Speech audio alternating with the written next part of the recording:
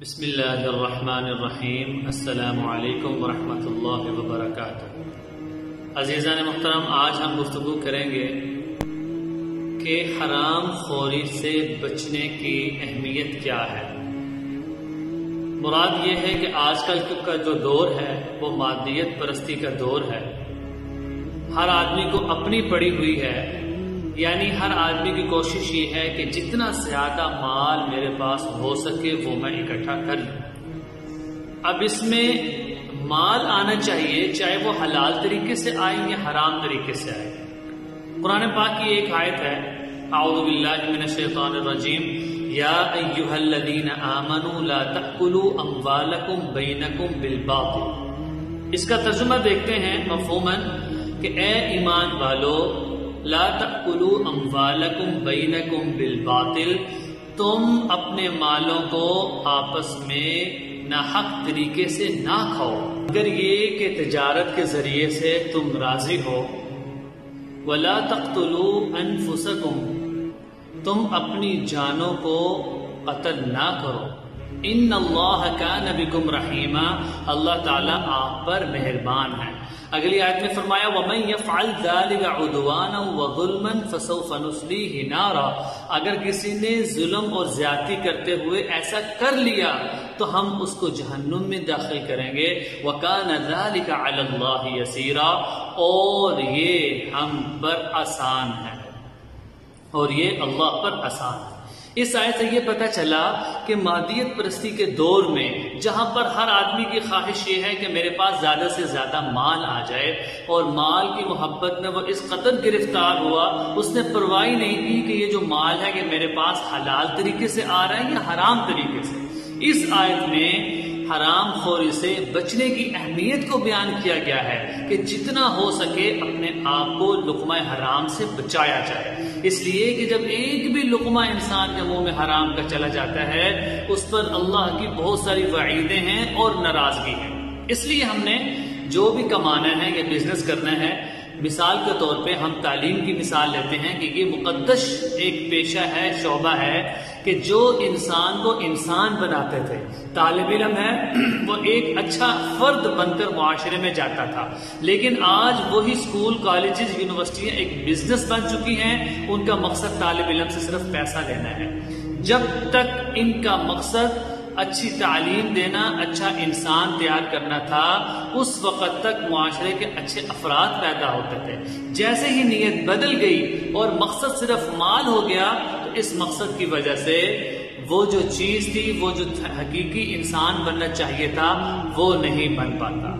دوسرا شعبہ ڈاکٹری کا شعبہ ہے۔ یہ بہت اہم شعبہ ہے کہ پہلے زمانے میں لوگ جب ڈاکٹری کرتے تھے ان کے دل میں جذبہ ہوتا تھا کہ ہم خدمت خلق کریں گے، ایک کوڑن، ایک تڑپ مریض کے لیے ہوتی تھی۔ لیکن آج چونکہ ڈاکٹر کا دعویٰ اچھا اور روشن مستقبل ہے، اس کی نیت یہ ہے کہ میرا مستقبل اچھا ہو جائے، مریض جائے بھاڑ میں، لیکن میرے پیسے بننے چاہیے، میرا کام چلنا چاہیے، میرا بزنس چلنا چاہیے۔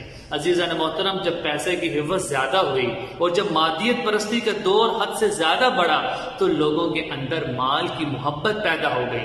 ایک حدیث میں رسول اللہ صلی اللہ علیہ وسلم نے فرمایا کہ قیامت کے دن آدمی جب مال کمائے گا تو اس کو پتہ ہی نہیں ہوگا کہ یہ مال حلال طریقے سے آ رہا ہے یا حرام طریقے سے آ رہا ہے۔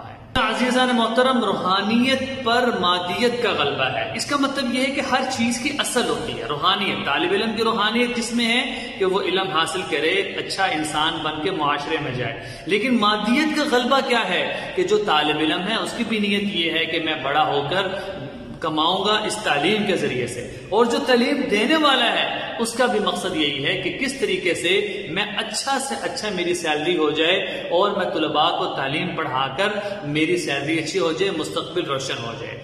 جب مادیت پرستی کا غلبہ آ گیا تو وہ جو چیز کی روحانیت تھی وہ روحانیت چیز سے ختم ہوتی چلی گئی۔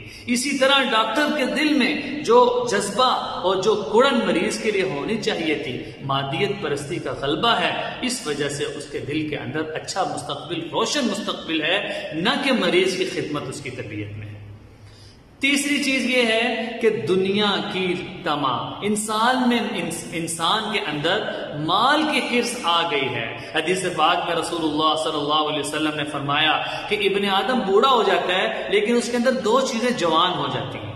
پہلی چیز مال کی حرص، دوسری چیز عمر کی حرص۔ یہ دونوں چیزیں ایسی ہیں کہ جب آدمی بوڑھا ہو رہا ہوتا ہے لیکن یہ دو چیزیں اس کے اندر جوان ہو رہی ہوتی ہیں، پتہ چلا کہ اس کے اندر مال کی حرص بڑھتی چلی جاتی ہے۔ پھر جب وہ مال کی محبت میں گرفتار ہو جاتا ہے وہ پرواہ نہیں کرتا کہ یہ جو مال ہے یہ حلال طریقے سے آ رہا ہے یا حرام طریقے سے آ رہا ہے۔ اس لیے قرآن پاک کی آیت ہے الہاکم التکاثر کہ مال کی محبت نے، مال کی کثرت نے تمہیں ہلاکت میں ڈال دیا، حتی زرتم المقابر، یہاں تک کہ تم قبرستان پہنچ جاتے ہو۔ پتہ یہ چلا کہ مال تو حاصل کرنا ہے لیکن ضرورت کے درجے میں، نہ یہ کہ انسان اتنا مال حاصل کرے دن رات ایک کر دے اور پھر جب اس مال کو حاصل کرنے کے لیے نہ وہ حقوق اللہ کی پرواہ کرے نہ حقوق العباد کی پرواہ کرے، اس کی وجہ سے وہ اللہ سے ناراضگی کا سبب بن جائے، اور جب مال کی حوث آ جائے گی پھر وہ حرام کا لقمہ بھی کھائے گا، حلال بھی کھائے گا۔ اس لیے حرام سے بچنے کی اہمیت آئی ہے، ہم اپنے آپ کو حرام سے بچائیں اور لقمہ حلال خود بھی کھانے کی کوشش کریں، اپنے اولاد کو بھی لقمہ حلال ہی کھلانے کی کوشش کریں۔